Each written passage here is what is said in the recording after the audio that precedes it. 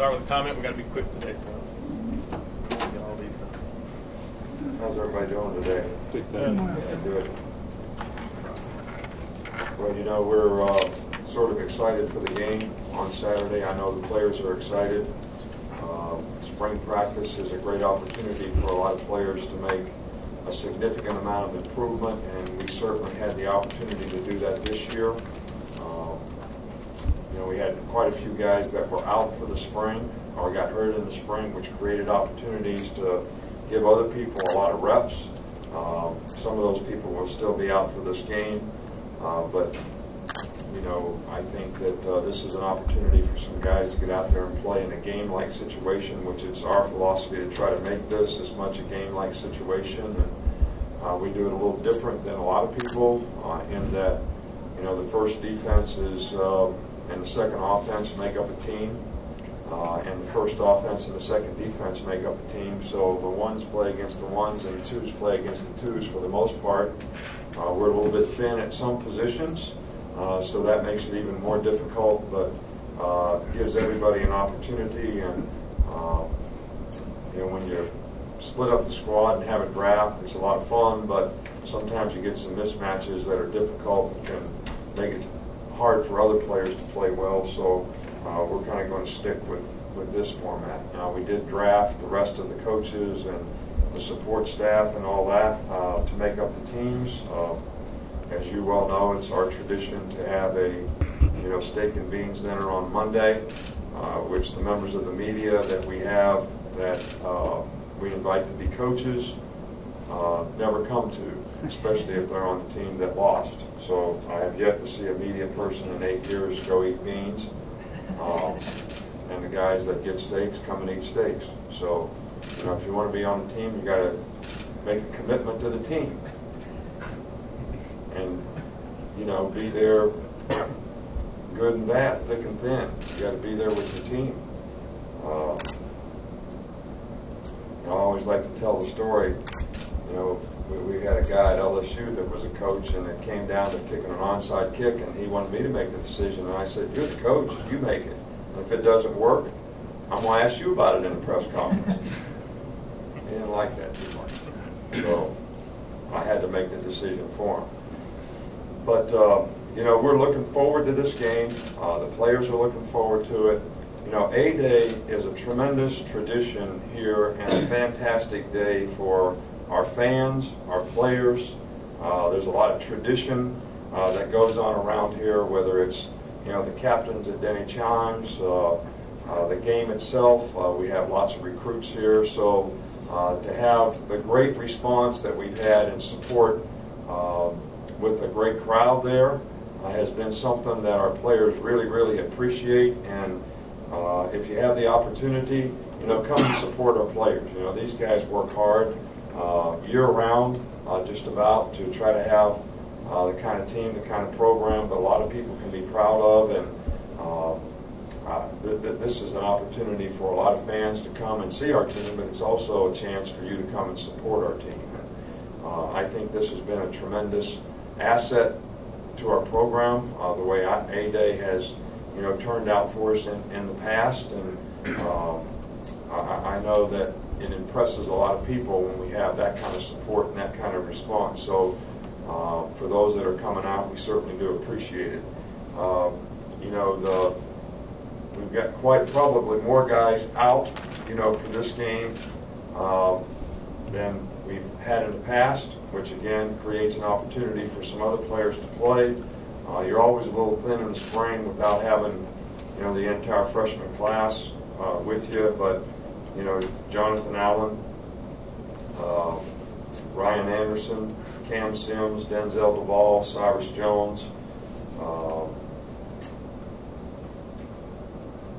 Ashawn Robinson, who probably could play if we were having a game, but we're going to be real cautious with that one. Brandon Kennedy, Buddy Pale, Bo Scarborough, and, you know, Hootie Jones is questionable with an ankle sprain that he got in the last scrimmage. So, you know, we've got quite a few guys out in this game, but as I said before, it's a great opportunity for some other guys to show what they can do and get out there and play and get some game game-like experience. So, Matt? Hey, Coach, I just wanted to see, how is our Darius Stewart doing during the course of the spring, and do you think it's fair to say at this point that the combination of our Darius, Chris, and then Robert Foster, that they're kind of separating as the top three guys? Well, you know, we're pleased with the progress that these guys have made during the course of the spring. You know, young players have to mature. Part of maturity is understanding the importance of paying attention to detail, playing with great intangibles all the time, playing hard, finishing plays. These are things that, you know, when guys learn how to do, they become really, really consistent performers, and that's something that we worked hard on with our receiver group. They've made progress. I still think there's room to grow, you know, in that area. You know, with these guys, we certainly like their ability. Those guys will be the guys that play, you know, with the starting or white offense tomorrow, which is the first team basically. Other than quarterback, we don't really have a first team quarterback, and we've got to put some guys on both teams. And I think, you know, when it comes to that position, we're putting the guys on the team so that we feel like they can get the most, how can we get them the best reps, and how can we play them where they get reps. That's number one goal from a quarterback standpoint. So, you know, we feel like there's a lot of competition at receiver, and I think there's some opportunity for the young guys that are coming into the fall to make a contribution at that position as well. That's an area of our team that I think we need to continue to improve on. Alex? Nick, and a lot of players have mentioned that the offense has kind of gone no huddle a little bit in the spring and gone quicker with the pace. Can you kind of explain the thought process there? Well, you know, if you guys continue to get quotes from players about other players, then we're going to not talk to players anymore. You know, that's number one. All right, because I don't think players should be asked to make comments about other players. I meant the offense. No, I'm not talking to you. I'm just making a general statement here. All right, because everything's in a newspaper, that articles get written, and the quotes are about other players commenting about other players.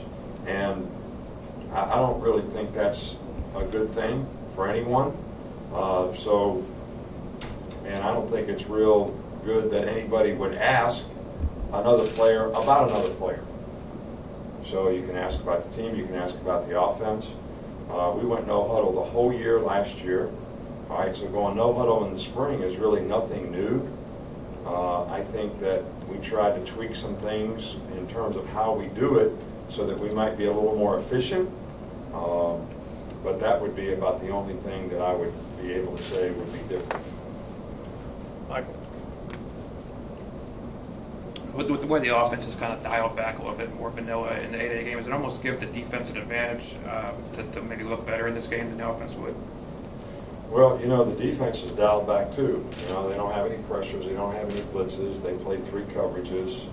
I mean, the goal is to have a game where players know what they're doing and they can execute. And we certainly don't want to show what we're doing or what we've done any different in the spring in the A-Day game, which is on TV, which everybody gets a copy of, to help our opponents. All right, so I wouldn't agree that that's the case at all. You know, that the defense is very simple in the game. The offense is fairly simple, so that the players have to get back to blocking, tackling, and executing the plays, and that determines who has success in the game. So I don't agree with that at all. Last two. I know you guys talked about wanting to have 10 offensive linemen and 2 deep. Have you seen that second 5 sort of step up and grow this room? You know, I think that, you know, we have sort of segments of players. You know, we have 4 or 5 players that we feel like can probably are about ready to play winning football in the offensive line. All right, then we have probably 4 or 5 more players who certainly need to continue to improve to be able to make the kind of progress that they could be that they could play winning football in the offensive line. And I think we've got work to do there, and we've got to make progress, you know, in that area. A lot of it comes down to guys don't have a lot of experience. They're young players. You know, look, offensively, we lost a lot of players. So the players that are coming in the fall are also going to get a chance to compete at all these positions. And, you know, the depth chart is by no means set in terms of any position on the field, and we're going to give lots of people an opportunity to contribute, and they're going to get opportunities in the fall, and these guys are going to have to continue to compete to hold their position, you know, just about on every position on our team. Last one, Aaron. I know you don't dwell on the past, but I wonder, have you used the Ohio State game as like motivation for your front seven on defense? Because you guys have played some really good run defense in the past. Have you used that game at all as motivation? Well, we played good run defense in that game, except for 2 or 3 big plays. You know, we're not used to having 85-yard runs and another 59-yard run or whatever. But if you take those 2 plays out, you know, we played pretty well in that game against a really good team, a really good back, a really good offensive line. So you got to be careful how you look at the statistical information. You know, there's 2 things. Like, did you really play bad? Were you getting 7, 8, 10 yards on you because you couldn't stop them? Or if you looked at, what's the efficiency of the consistency? You know, same thing with plays on offense. If you run the play 10 times and you make 1 yard a carry, and then on the 11th time you gain 85 yards. So if you take the average, it looks like a really successful play. If you look at the efficiency of the play, it's not really very good at all. So, you know, is the 85-yard run an outlier in terms of how you executed the play the other times? And so there's 2 ways to look at it. And, you know, you don't get the opportunity to look at it that way because all you get is okay, they rushed for 236 yards or whatever it was. All right, so it looks like, wow, played really bad run defense. But played bad on a couple plays where they got 150 yards on 2 plays. So I don't care what your stats are, it looks bad. And it was really the same way with giving up big plays in the passing game.